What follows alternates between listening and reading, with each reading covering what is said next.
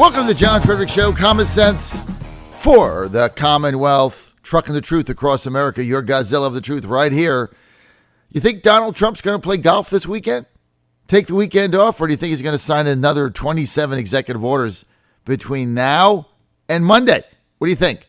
Well, this is certainly not the golfing president. Man, 12 o'clock on Friday, you couldn't find Obama or her staff. They were gone till Monday. Trump, on the other hand, nope. Not going to happen. You're on the John Fredericks Radio Network. What a breathtaking week President Trump had. So I'm interviewed last night, stayed up actually for the Sean Hannity interview. Nothing new there, but it was just good to see the banter that went back and forth. Nothing really came out of it other than Trump really was mad about the crowd estimates, which I guess he was still focused on during that interview at the inauguration. I could care less. I thought he had a great crowd, and I'm really watching what he's doing. And it's pretty amazing what this president has done in basically 5 work days, right? I mean, Monday was really the first full work day. He got inaugurated 12 o'clock, 12:01 on Friday. So he's had a week, 7 days in office. This is day number 8 starting at noon. First work day was Monday. Today's Friday. And look at what he's accomplished. I mean, it's really mind-boggling. And yesterday, he finally does it. I mean, he goes to the Republicans in Philadelphia. They're having a retreat. He goes to the Republican leadership and their caucus members and says 2 things are going on here. Number one, the party with the slave trade globalist network has come to an end. I'm going to ask you to approve a 20% tariff. Let's call it what it is. This is a tariff, a 20% import tariff on imports coming into the United States from other countries that are made in other countries. Now, 168 other countries do the same thing. We, on the other hand, we tax our exports going out. We don't tax the imports coming in. Why don't we do it? Well, because the donors and the financiers and Wall Street and the gangster bankster tarpists don't want us to do that. Why? Because they're all funded by the same thing, and that is the cheap labor crowd, period. So Trump says, okay, number one, I want the revenue to build my wall, which is estimated to cost $10 billion. We have a $58 billion trade deficit with Mexico. 20% of $58 billion is $11.6 billion, assuming it stays static. Now, it's certainly going to go down, but that's how he's going to finance part of the wall. That's number one. Number two is the tariff saves U.S. jobs. And you know what's amazing last night? Okay, and I'm going to get to sanctuary cities, okay?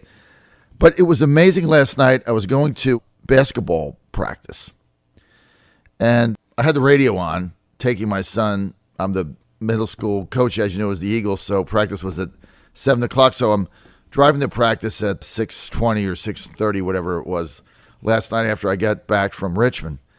And Mark Levin is on, and he is railing like a crazy man against this tax, talking about liberty and taxes and government intervention, and it doesn't save jobs, and consumer prices are going to go up. And, you know, this is the nonsense you're going to get from the far right that really doesn't understand the plight of the U.S. worker. These are the right-wing elitists that really have no idea what is going on out there, Levin being one of them. So the argument against this is, well, consumer prices are going to go up. Really? And then he went on and on and on, and I heard it all last night. All these economists from the Heritage Foundation, all, by the way, funded by the slave trade donor network on Wall Street. Just keep that in mind. All of them funded by them. On and on and on about, well, this tariff, if you put a 20%, this is a tax. Let's call it what it is. It's a tax. We're going to tax increase, and prices are going to go up, and the economy is going to crash, and it's going to be Armageddon and economic disaster, and the Dow is going to go down to 10,000, and everybody's going to be on the street. Garbage cans are going to be on fire. Really? Okay, let's just take this 2 things, and let's break it down. Number one, this idea that because of the 20% tariff, that every price is going to go up 20% is ludicrous.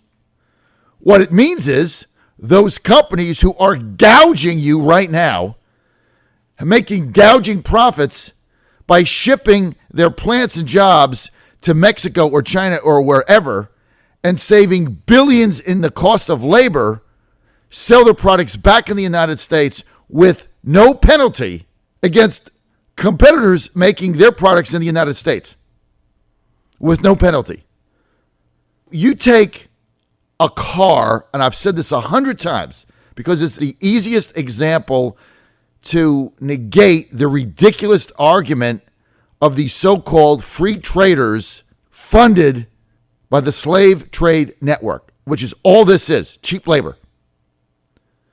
The cars that are made in Mexico and China right now by United States manufacturers, GMC in China and Ford in Mexico, those cars made there, I want you to ask the question, the Cadillacs made in China, where they're paying the Chinese worker $1.17 an hour versus $20 an hour. Let me ask you this. When you go to the GMC dealership, is there a sticker on a Chinese-made car that says this car is cheaper than the car right next to it by 20%? Let's take a $60,000 Cadillac. You can buy this Cadillac for $48,000 because we saved 20% in the labor cost. That one, same thing, $60,000 because that was made in the United States by the U.S. worker. So which car would you like to buy? The $48,000 car or the $60,000? Everything's the same. Everything's the same, but one was made in China. So we're going to pass that savings on to you. Baloney. You don't know where the car was made, which one was made in which country, and you're paying the same $60,000 for the same GMC SUV. And you might have gotten the one that came across on the ship from some obscure factory in China where 25 people stay in a room and make $1.07 a day or an hour, or whatever they make. So this idea that prices are going to go up and the economy is going to collapse and you're going to be paying another, $50 for your iPhone and your computers and everything is going to baloney. Well, but it's not going to protect the jobs of the dock worker. What the hell are you talking about? The object of the tax on imports is to level the playing field. Every other country has one. 168 countries that we do business with have a tax except us. Why don't we have one? Because the legislators won't pass one. Why won't they pass one? Well, it's very simple. Because they're funded by big donors who get their money from Wall Street, the financiers, the gangster banksters, and those who scour the earth for cheap labor. That's the issue here. So let me ask you this. If you have a 20% import tax coming from Mexico or China or wherever,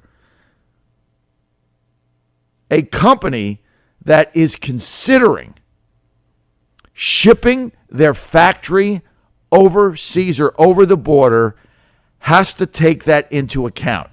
Because the only reason they're doing it, it's not because they can get a better craftsman. Do you think anybody goes to Mexico to get a better craftsman?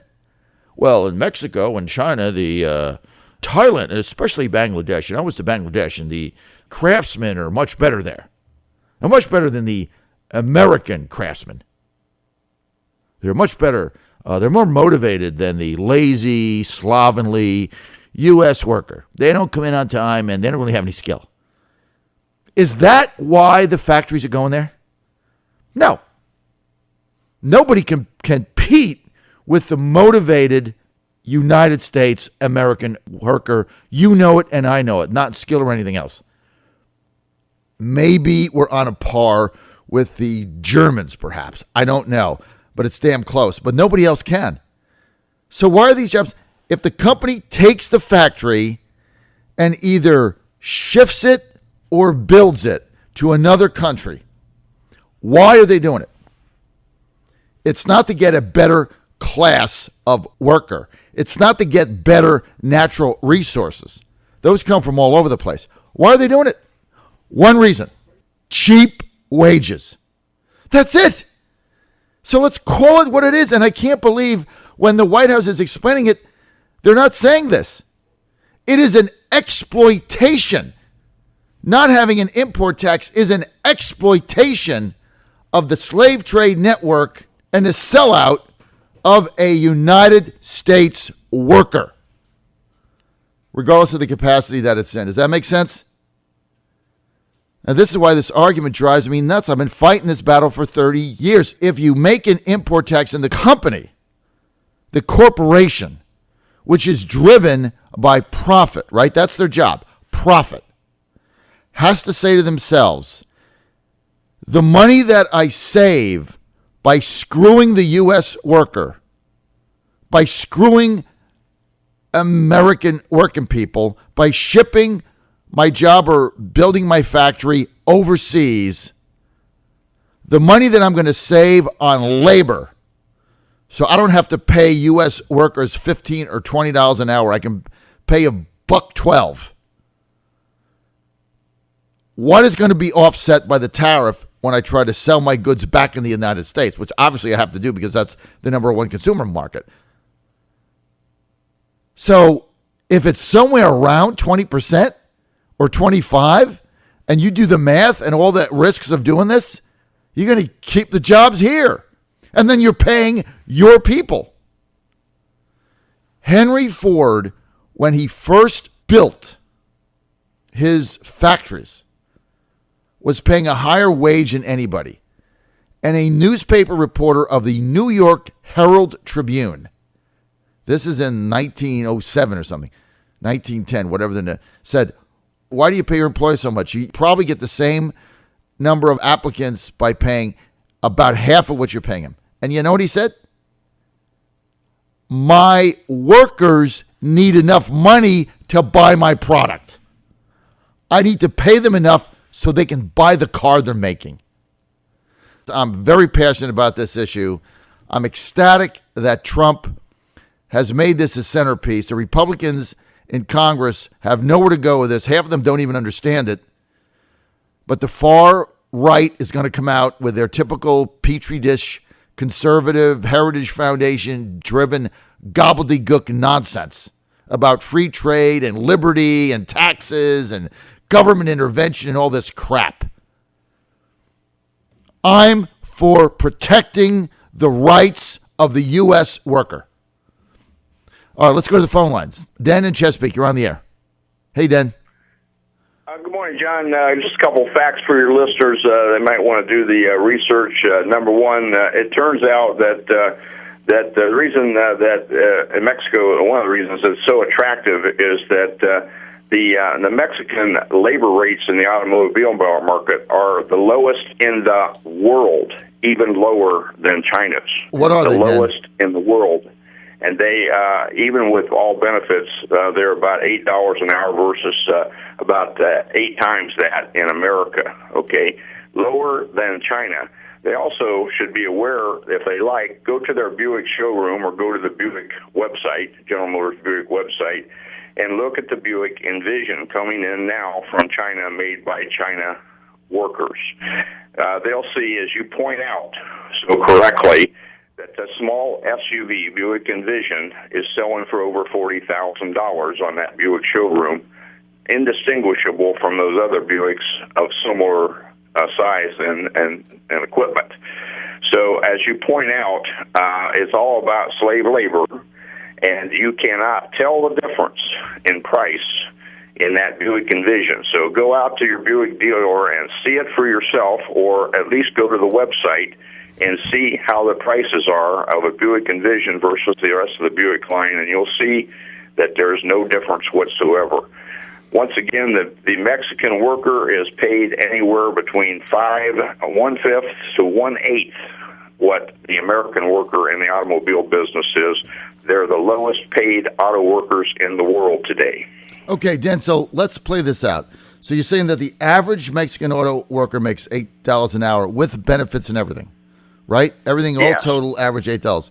What does the average United States auto worker make? In GM, the average auto worker, all in with benefits, is about $58 an hour. Okay. So, I mean, let's just do the math, right? So $58 an hour. 58. Right, $58 an hour for the labor cost for the hourly wage for the car made in the United States. By the way, this $58 an hour is going to a United States middle-class worker, okay? And it's not $58 an hour, it's the benefits and everything else that goes with it, okay? So that's getting paid to a American craftsman, right? So same car made in Mexico, that's $8 an hour.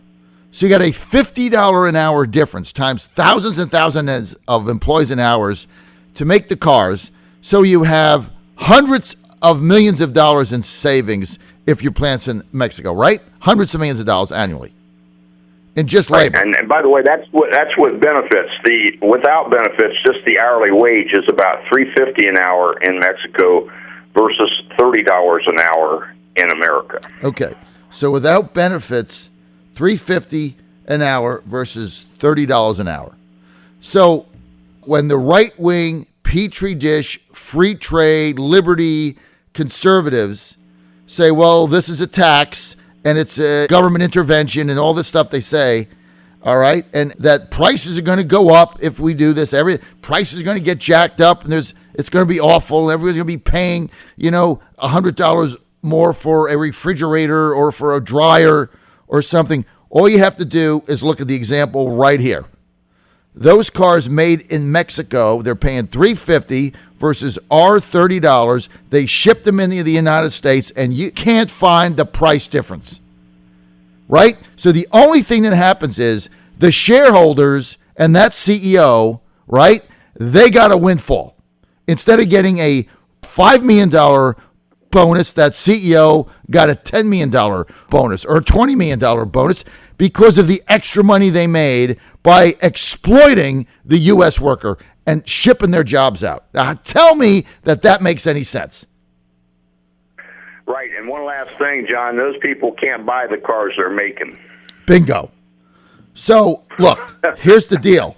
That's it. At the $3.50, they're not buying them in Mexico because they're shipping them over to the United States, right? They can't afford the cars. And so we're putting our people out of work. That's hurting our economy. And there's no penalty for this. It makes no sense. Personally, I thought 20% was low, but I'll take that as a starter. This is the John Fredericks Radio Network. Den, we're out of time. Thank you for your input. I'm going to be right back.